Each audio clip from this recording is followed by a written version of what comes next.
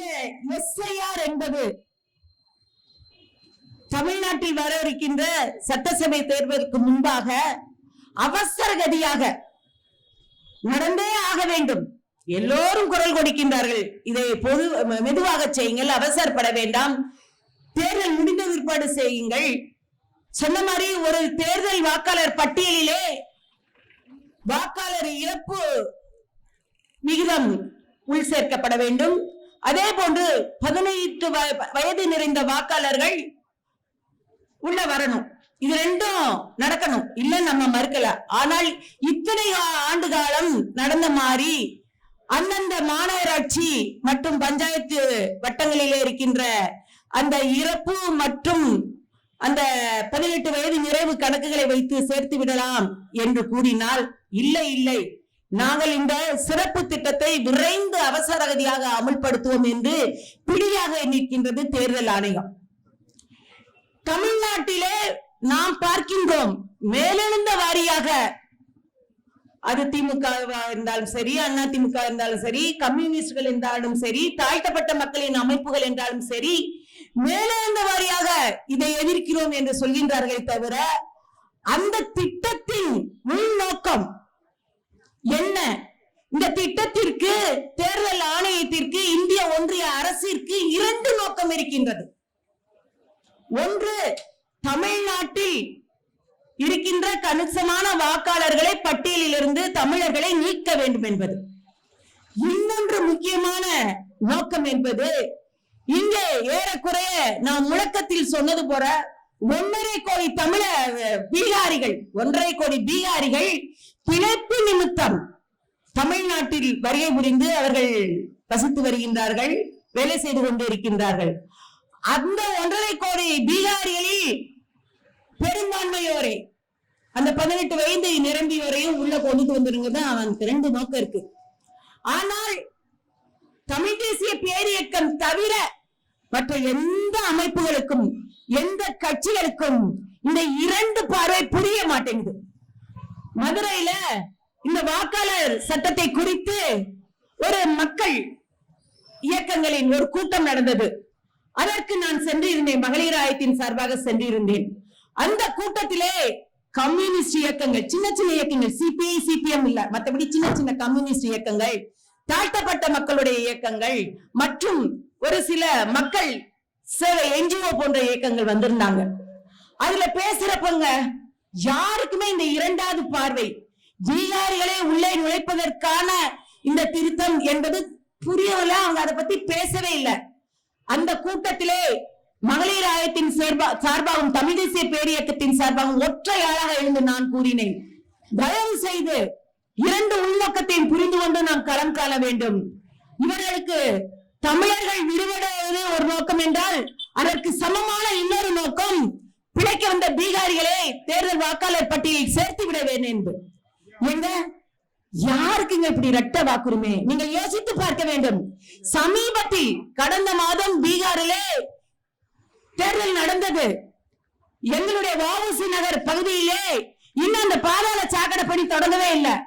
அப்ப வஉசி நகர் மகளிராயம் சென்று அங்கு உள்ள பொறியாளரை பார்த்து, ஏன் இந்த பணி தொடங்காமல் இருக்கின்றது, ஆனால் எப்ப பார்த்தாலும் தொடங்கும் தொடங்கும் என்று கூறுகிறீர்கள் என்று கூறியது. அவர் என்ன தெரியுமா சொன்னார்?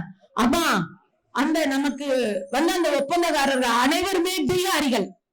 அந்த பீகாரிகள், அந்த வேலையாட்கள் அனைவருமே தேர்தலுக்கு ஓட்டு போட, நல்லா புரிஞ்சுக்கங்க, இதுவரை ஒரு மாநகராட்சி பொறியாளரோட வாக்குமூலம், தேர்தலுக்கு ஓட்டு போட பீகார் சென்று விட்டார்கள். அவர்கள் திரும்பி வருவதற்கு 10-15 நாள் ஆகும். அப்புறம் தான் அங்க வேலை நடக்கும் சொன்னாங்க. இன்னும் நடக்கல, ஆனா பீகாரிகள் வந்து விட்டார்கள். ஆக தமிழ்நாட்டில் குவிந்துள்ள அந்த 1.5 கோடி பீகாரிகளுக்கு அவர்களும் தாய் மாநிலமான பீகாரிலும் ஓட்டு போட முடியும். யோசிச்சு பாருங்க, தமிழ்நாட்டிலும் ஓட்டு வேணும். இதுவரைக்கும் தேர்தல் ஆணையம் என்பது 12 கூறுகளை தான் அதற்கான ஒரு தகுதியான கூறுகளாக கொடுத்திருந்தது. ஆனால் சமீபத்திலே 13 கூறாகிய என்ன கூறு கொடுக்கிறது? பீகாரில் சமீபத்தில் நடந்த வாக்காளர் பட்டியலில் அவர்கள் பெயர் இருந்தால் அதையும் கொடுக்கலாம். யோசிச்சு பாருங்களேன், அன்னைக்கு அண்ணல் அம்பேத்கர் இந்த தாழ்த்தப்பட்ட மக்கள் ரொம்ப பிற்படுத்த நிலையில் இருக்கின்றார்கள். தாழ்த்தப்பட்ட மக்கள் வாழ்வியல் கூறுகள் அனைத்திலும் அடிமட்டத்தில் இருக்கின்றார்கள். அவர்கள் தலை நிமிர வேண்டும் என்றால் அவர்களுக்கு இரட்டை வாக்குரிமை கொடுக்க வேண்டும் என்ற திட்டம் கொண்டுட்டு வந்தாரு. அதை அனைத்து கட்சியிலும் சேர்ந்து அதை தவிடுபடியாக்கியது. ஆனால் இன்று பீகாரிகளுக்கு நல்லா யோசித்து பாருங்க, எந்த ஒரு இந்திய குடிமகனுக்கும் இல்லாத ஒரு உரிமையை தமிழ்நாட்டு சட்டசபை தேர்தலில் பீகாரிகளுக்கு இரட்டை வாக்குரிமை. எப்படி? அவன் போய் பீகாரில் கடந்த மாதம் நடந்த தேர்தலிலே ஓட்டு போட்டு வந்துட்டாங்க. அடுத்து மே மாதம் அல்லது ஏப்ரல் மாதம் தமிழகத்தில் நடைபெறுகின்ற அந்த சட்டமன்ற தேர்தலிலும் ஓட்டு போடலாம். இது எந்த விதத்தில் நியாயம்? யோசித்து பார்க்க வேண்டும். தமிழ்நாட்டில் உள்ள தாழ்த்தப்பட்ட நம் சகோதரர்களுக்கு கிடைக்காத அந்த உரிமை இந்திய ஒன்றிய அரசால் பல திட்டங்களால் பறித்தெடுக்கப்பட்ட அந்த உரிமை இன்று எளிதாக அப்படி போற போக்குல பீகாரிகளுக்கு இரட்டை வாக்குரிமை கிடைக்கின்றது என்றால் இதை தட்டி கேட்பதும் இதை பற்றி ஒரு அரசியல் விழிப்புணர்வாக பேசுவதற்கும் தமிழ்நாட்டில் தமிழ் தேசிய பேரியக்கம் தவிர வேறு நாடு இல்லாமல் இருக்கின்றது. எனவேதான் தமிழ் தேசிய பேரியக்கம் இன்று சென்னையிலேயும் திருச்சியிலையும் இப்படிப்பட்ட மக்கள் திரள் ஆர்ப்பாட்டங்கள் அனைத்து தமிழ்நாட்டில் உள்ள அனைத்து மக்களுக்கும் இந்த வட இந்திய தொழிலாளர்களுடைய வாக்குரிமை என்பது தமிழ்நாட்டிற்கு வருகின்ற கேடு. எந்த கட்சிக்கு ஓட்டு போட மாட்டான். மணியரசன் அருமையாக சொல்வார்கள், பிஜேபியை தவிர எந்த கட்சிக்கும் அவன் ஓட்டு போட வேண்டாம். எனவே ஆரிய எதிர்ப்பு பேசுகின்ற அனைத்து கட்சிகளும் இந்த இரண்டாவது அம்சத்தை எடுத்து மக்கள் மத்தியில் கொண்டு செல்ல வேண்டும். தமிழர்களுக்கு இருக்கின்ற வாக்குரிமை போகக்கூடாது என்பதிலும் நாம் அதிக கவனம் செலுத்த வேண்டும். அதே போன்று பீகாரிகளுக்கும் இந்த தேர்தலிலே வாக்காளர் அட்டை கொடுக்க கூடாது. எந்த அளவுக்கு அவன் விவரமா இருக்கானா, அந்த இப்ப கொடுத்திருக்க அந்த எஸ்ஐஆர் படிவத்துல பாருங்க, ஆதார் நம்பர் ஒரு இருக்கு, அது தேவைன்னா எழுதுங்கன்னு பிராக்கெட்ல கொடுத்திருக்கான். தேவைன்னா எழுதுங்கன்னு. ஏனால் ஆதார் நம்பரை இந்த வாக்காளர் அடையாள எண்ணையும் இணைத்தால் கண்டுபிடித்து விடலாம் யார் யாருக்கு ஏற்கனவே எங்கெங்க வாக்குரிமை இருக்கிறது என்பது.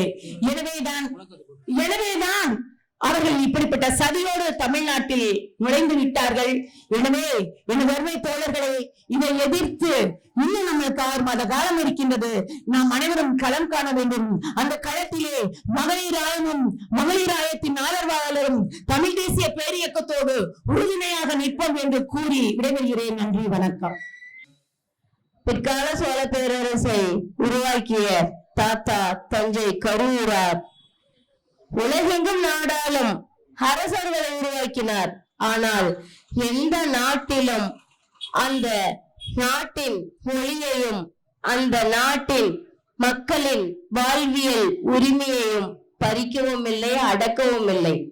அவரவர்களுக்குரிய மொழிவழி நாடுகளில் தான் வாழ்வதற்கு தேவையான வளர்ச்சியை மேற்கொள்வதற்கான அரசாட்சி ஆளுமையை கற்றுக் கொடுத்து அவர்கள் அந்த மண்ணின் மக்களை ஆளக்கூடிய ஆளுமை திறனை உருவாக்கி அந்தந்த நாட்டினுடைய சிற்றரசர்களை அந்தந்த நாட்டின் மொழி வழி இனத்தவர்களுக்கே சிற்றரசராக முடிசூட்டி அவர்களைத்தான் ஆளுகின்ற பேரரசாக ஆண்டதுதான் பிற்கால சோழ பேரரசு. எனவே அதே போல இன்று ஒன்றிய அரசு என்பதை மறந்து விடாதீர்கள். ஆனால் ஒன்றிய அரசு என்ற பெயரில் அனைத்து மாநிலங்களிலும் இருப்பவர்கள் இந்தியும் மோடியை மட்டுமே ஆதரிக்க வேண்டும். உன்னுடைய மொழி அழிய வேண்டும், உன்னுடைய இனம் அழிய வேண்டும். நீ வாழ்ந்தால் இந்தியரா இந்தி பேசுபவர்களா மட்டுமே வாழ வேண்டும். இல்லை என்றால் நீ ஓட்டு போட்டு உன்னுடைய மாநிலத்தில் கூட நீ உன்னுடைய மாநில இன வழி மொழி கட்சியினர்களை முதல்வராக ஆக்க கூடாது என்பதற்குரிய இந்த திட்டம் தான் வாக்காளர் பட்டியலில் இருந்து நீக்கக்கூடிய திட்டம் தான் என்று நான் கூறுகின்றேன். எவ்வளவு தமிழர்கள் இங்கே வாக்காளர் பட்டியலில் நீங்க எடுத்த கணக்கெடுப்பில் நீங்கி உள்ளார்கள் என்று அவரவருக்கு பதிவு வராதவர்கள் அத்தனை பேருக்குமே தெரியும். கணக்கெடுப்பில் வந்தது இங்கே கூறிக்கொண்டுள்ளவர்கள் எமது உறவுகள், தமிழ் தேசிய உறவுகள் கூறிக்கொண்டுள்ள கணக்கு கம்மிதான் அவர்களுக்கு வந்த கணக்கு. ஆனா ஒவ்வொரு கிராமத்திலும் அந்த பதிவு என்னன்னே தெரியாம வந்துட்டு அவங்க வரலன்னு சொல்லிட்டு விட்டுருவாங்க. அது எதுக்கு, ஏன் இந்த பதிவு இருந்தாதான் ஓட்டு போட முடியுமா இல்லையா என்பதே தெரியவில்லை. ஆனால் இந்த நாடு, இந்த அரசு, இந்துஸ்தான், இந்தியாவிலாம் ஆளாததுக்குனால இந்துஸ்தான் கொண்டு வரதுக்கு இதே வாக்காளர் படிவத்தை யார் யாருக்கெல்லாம் கொடுத்து, வடநாட்டவர்களை கொடுத்து, இங்க இருக்கக்கூடிய 1.5 கோடி பேரை நீக்கிட்டு அங்க இருக்கக்கூடிய 1.5 கோடி பேரை இதுல சேர்த்துக்கிட்டா சரியா போற கணக்கு. இதே கணக்கை வச்சு எதிர்காலத்தில் முழுமையாக அவர்கள் இந்துஸ்தான் என்பதற்கு ஓட்டு போட்டு அவர்களை இதே மோடியை, இதே இந்திய அரசை தொடர்ந்து இந்தியாவை ஆள வேண்டும், ஒரே நாடு, ஒரே இந்தியா, ஒரே மொழி என்று இதை வைத்துக் கொண்டு பிராமண சூழ்ச்சியும் ஆரிய சனாதன சாணக்கிய தந்திரமும் எதிர்காலத்தில் நம்மை முடக்கி ஒவ்வொரு மாநிலத்தவர்களையும் அகதியாக்கும் மண்ணில் நாம் எந்த ஒரு அடையாளமும் இல்லாத அளவுக்கு அளிக்கும் திட்டமே என்பதை நான் புரிந்து கொண்டேன். எனவே இந்த வாக்காளர் பட்டியல் தற்போது கணக்கெடுக்கக்கூடிய இந்த பட்டியலில் இருந்து மாநில உரிமை இதுவரை எப்படி நாங்க வாக்கு செலுத்திட்டு இருந்தோமோ அதே வாக்குரிமை எங்களுக்கு தமிழக மக்கள் அனைவருக்கும் வேண்டும் என்பதை நான் கேட்டுக்கொண்டு இதற்காக முன்னெடுத்த தமிழ் தேசிய பேரியக்கம் ஐயா மணியரசன் ஐயா அவர்களுக்கும் எனது நன்றியை தெரிவித்துக் கொள்கிறேன். நன்றி, வணக்கம். இவ்வாறான பல செய்திகளை, பல சிக்கல்களுக்கு விடை கிடைக்கக்கூடிய செய்திகளை தமிழர் கண்ணோட்டம் வலைவழியில் வெளிப்படுத்தி வருகிறோம். இது தற்சார்பாக செயல்படுவதற்கு நிதி தேவைப்படுகிறது. இந்த நிதியை நம்முடைய மக்களாகிய நீங்கள் தான், இளையோரும் பெரியோரும் நண்பர்களும் தோழர்களும் சான்றோரும் நீங்கள் உங்களால் இயன்ற அளவு என்ன இயலுமோ அந்த நிதியை வழங்குமாறு அன்போடும் உரிமையோடும் கேட்டுக்கொள்கிறேன். உங்களுக்கு நன்றி உணர்வோடும் பொறுப்புணர்வோடும் தமிழர் கண்ணோட்டம் செயல்படும் என்பதை உறுதி தெரிவித்துக் கொள்கிறேன். நன்றி, வணக்கம்.